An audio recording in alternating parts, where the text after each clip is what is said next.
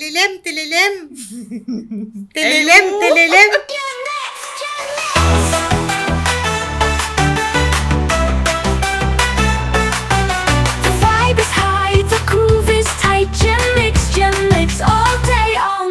بطيخة، اهلا يا فراولة يا بطيخة قوليلي لو لقيتي رقم غريب بيرن عليكي تللم تللم هتردي ولا لا؟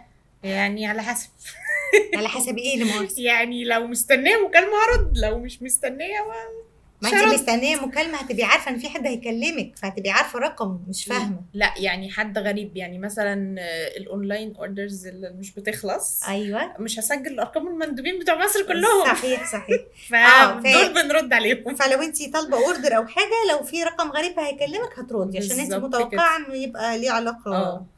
طيب بعيدا عن بقى ده، فرضا ان انت قاعده كده عادي ومش طالبه اوردرز يعني، ودي هتبقى لحظات نادره في حياتك ولقيتي حد راح قايل لك بتصل بيكي نمره غريب، هتدوري الاول على الرقم ده على التروكولر، هتقلقي هتردي مش هتردي هتعملي ايه؟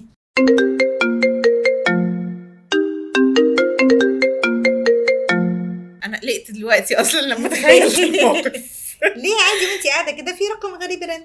توترت، وانا بتوتر من الناس الغريبه. يعني بتعملي ايه في العموم؟ لا يعني لو رقم رن مره وخلاص تمام، لو في اصرار لا هبص على ترو كولر الاول، وبعدين لو لقيت الدنيا عادي تمام ممكن ارد، لو لقيت الرقم ما تعرفوش مش ساعات بيطلع لي في الترو كولر ايه نصاب نصب عليا بتسيب هاكر بيبقوا مسيبينه ببلوته. ايوه عشان ما تعرفناش في جيعه. طيب عامه لما بتردي خلاص جالك الرقم كلمك مرتين ورا بعض مثلا فقلقتي ودخلتي فلقيتي حد عادي مثلا على الترو كولر فقررتي تردي او ما طلعلكيش حاجه فقلتي هرد. ايوه بيطلعوا بقى غالبا ايه؟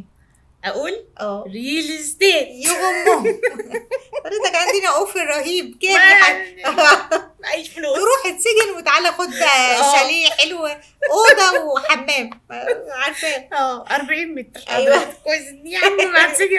طب كبرهم شويه عشان السجن يبقى جايب همه حتى. هضيع عمري وشبابي مثلا. لقيت لك رقم متصل بيا من قيمه 30 ل 95 مره مثلا، اقسم بالله ده بجد. الرقم دوت اتصل بيا الساعه 9 الصبح. يا خبر ابيض. وايه تاني طيب يا بطيخ؟ لا نظره ما عادش كلمني. هو الريل استيت ده هم منقيين. انا موت واعرف مين اللي بيديهم ما انا عرفت ان هم كل المحلات وكده لما بياخدوا ارقامك والكلام ده بيبيعوا الداتا دي اللي هي الارقام لشركات الريل استيت. اوكي فعشان كده فهم بيشتروها من الحاجات. يا ولاد التين المفروض اجيب رقم بس الحاجات دي. طيب تعالي بقى انا هرد على الاسئله اللي سالتها لك. لو لقيتي رقم غريب هتردي ولا لا؟ انا هرد ولا بتساليني انت؟ خدي اساليني انت. اتفضلي. السؤال الاول لو لقيتي رقم غريب بيتصل لا هتردي ولا مش هتردي؟ انا اتفاجئت السؤال فاجئني. ايه ده؟ انا متفاجئه بالسؤال مش عارفه ارد. مفاجاه. طيب هرد لانه عاده انا لما بلاقي رقم غريب بقلق. اوكي. بقلق وبرد علشان بخاف يكون في يعني بالعكس ده لو رقم رن انا عارفه مين يعني لو طلع لي انا مسيباه ممكن ما اردش واقول كمان شويه ابقى اتكلم الحد ده اشوف لو انا مشغول. لكن لو رقم غريب بخاف يكون حصل موقف لحد اعرفه فبيكلمني من رقم غريب. فانا اي رقم غريب بيطلع بيوترني جدا ولازم ارد. موتر صح. لازم ارد وما بدورش الاول على الترو كولر يعني انا اول ما بلاقيه بروح رد لاني ببقى قلقت. اوكي. انا بقى الولاد حد بابايا ومامتي حاجه بقلق فبروح رد. سيده مسؤوله. انا سيده غير مسؤوله. لا يا حبيبتي انا مش ورايا حاجه يعني. لا مسؤوله في حاجات معينه صغنونه لسه. ماشي يعني مش بتعتمدي ترو كولر وجيت كونتاكت والحاجات دي؟ لا مش قوي. اوكي بس هي مفيده نزليهم. حاضر ايه نزليهم لي اعمل لك بقى جنواي نزليهم لي عينيا. حاضر. طب يعني المكالمات اللي هي الغريبه لو الحمد لله ما فيش اي حاجه من اللي هي بتقلق دي بيكونوا مين؟ عاده طبعا يا ريل استيت عشان ما نقدرش نغفل عنهم لان هم يعني سمعتهم وحشه قوي مع الشعب المصري. انا ريل استيت تسويق عقاري بيبدا من 8 مليون جنيه. انا سمعت رقم 8 مليون قلت لا وحضرتك تبع هشام الاغا ده ولا ما اعرفش ايه الاغا. يا اما بقى البنك وبيستوقفني بقى انت البنك، انا ممبر في البنك ده وانت معاك الداتا بتاعتي ومكلمني 70 مره قبل كده، سألني نفس السؤال وانا قايله لك شكرا متشكرين مش عايزين. ليه؟ ما خلاص، ما لو عايزه هتصل هروح البنك، هكلم خدمه العملاء، هكلمك الهوتش نمبر بتاعكم، هتصرف وهوصل لكم واسال اللي انا يا جماعه انا عايز قرض، يا جماعه انا عايز كذا، معايا ارقام. لكن انا مش عايزه، ما حاولتش اتواصل مع حد في الموضوع وهم كلموني 15 مره قبل كده وقايله لهم لا. ليه مش بيعلموا على الشخص انه مش في الداتا بتاعتهم انه مش عايز بجد. انا في بنك قفلت منه ورحت سحبت الاكونت بتاعي عشان انا كل شويه بيكلموني في نفس الموضوع. خلاص اوكي. انا غالبا ما حدش بيكلمني من البنك لان هو الحساب اصلا يعني لو كلموني هيصرفوا رصيد اكتر من فلوسي اللي عندهم، فاللي هم مالهاش لازمه يا حبيبتي يا بطحه اصلا. ربنا يرزقك. لا يا حبيبتي باذن الله ان شاء الله. لا حاليا في الوضع الحالي ربنا يكرم يعني. لا ان شاء الله ربنا يكرم يا جميل. وعليكم السلام. معي أستاذ محمد الدعيجي. بذاته. معك تهاني من البنك العربي، وقت اتصالي مناسب؟ جدا يا أخت هاني. شكرا لك أستاذ محمد. هلا تفضلي. أستاذ حضرتك عميل معنا في البنك العربي؟ ما أنا بعميل، أنا عبد موحد لله، عمري ما كنت عميل لحد. ريل استيت بقى يعني ملكيش موقف معين معاهم، بس انا مره لا ما بديهمش فرصه، بقول لهم I'm not interested. انا بقيت اعمل كده من الاول، بس ساعات مثلا يبقى كيفي بقى اللي هو ايه يلا نلعب. ايوه طب هو انا كنت بدور على كذا، لا مش مناسب معايا، واقعد اعلي في البادجت. أيوة. اعلي في البادجت واعشمه واقفل واعمل له بلوك عادي جدا. ما عليك يا بطيخه شريره.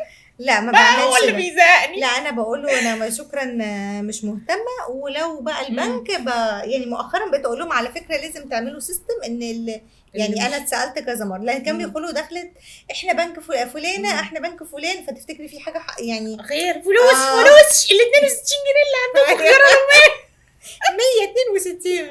المهم يعني فكل مره تكون داخله تقول في حاجه مرفوعه، بنتكلم حاجه بخصوص القرض الشخصي بس.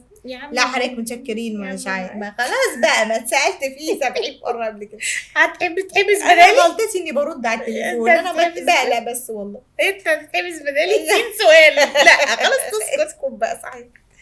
صحيح. طيب يبقى الخلاصه ان جين واي بيرد على التليفونات الغريبه، الارقام الغريبه. جين زي لو له طبعا مصلحه في حاجه هيرد، ملوش مصلحه في حاجه مش هيرد. شكرا. اغلب جين زي اللي بيكلموه ريل استيتس. احنا بقى حط معاها البنك كمان، والجمعيات الخيريه على فكره برضو في فتره كده من الزمن هاروني. لا والله. وتبقي ساعات يعني طبعا متاثره وعايزه تساعدي كده ولو بجنيه. لا والله ساعات بيبقى في حاجات يقول لي مثلا سيتويشن ده في واحده كذا ومحتاجه مثلا عمليه بس ففي ساعات كده بيبقى حاجات فعلا الواحد الجمعيه الخيريه نفسها، الجمعيه الخيريه بتلم لهم، بس بيقولوا لك كل تفاصيل انا في ناس شخصيا عشان طبيعه شغلي في امتياز كنت بقابل ناس وكده، فطبيعي كنت باخد ارقامهم، تظبيط مواعيد وحاجات كده. فكان في ناس كتير بقى لو ما انتي دكتوره بقى ما يعرفوش حاجه، اللي هو ايه لو سمحتي احنا في كذا كذا كذا كذا وبنلم لها، فيعني عايزه مبلغ بسيط كده منك يعني 5000 6000 ده مبلغ بقى. ايوه بغض النظر. طب ماشي حضرتك ايه اللي حاصل يعني ايه بالظبط الديتيلز بتاع الفلوس هتروح فين؟ لا هو واحده جوزها فلوس ضاعت منها وجوزها هيطلقها وانت لازم تدفعي دلوقتي، والتحويل على اسم حد اسمه احمد، وهي اصلا اللي بتكلمني اسمها سهى واللي عايزه فلوس اسمها هبه. طب خير احول فلوس لاحمد احولها ليه؟